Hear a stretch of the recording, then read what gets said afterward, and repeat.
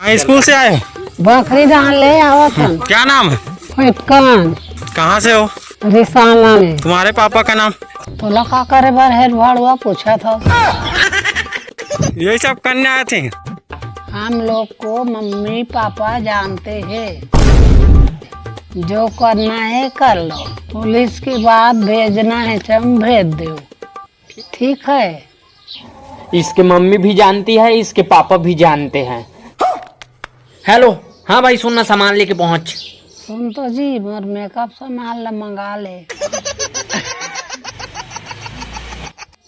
और बंदे लोग को भी कॉल कर दे। बंदे लोग भाड़ा ढोहाने गए हैं भाई।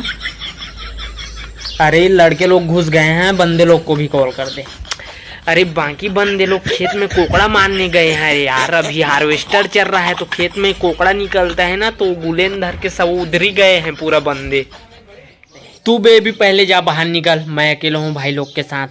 देख भर मार वार खा जावे। बेबी तू निकल, मैं मैटर संभाल लूंगा। का मैटर संभाल बेरे साले, खड़े खड़े मुंह डरे हंसऊ।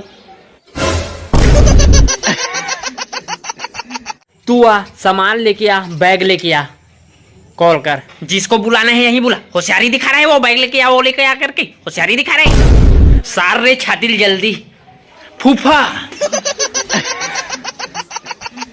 बस रे बस। नहीं चाचा, डर लग रही है मेरे को भी। मुँह डरने होते सुखागे का भाई, देख तो पाछू तीन ले। नहीं सुखा है भाई।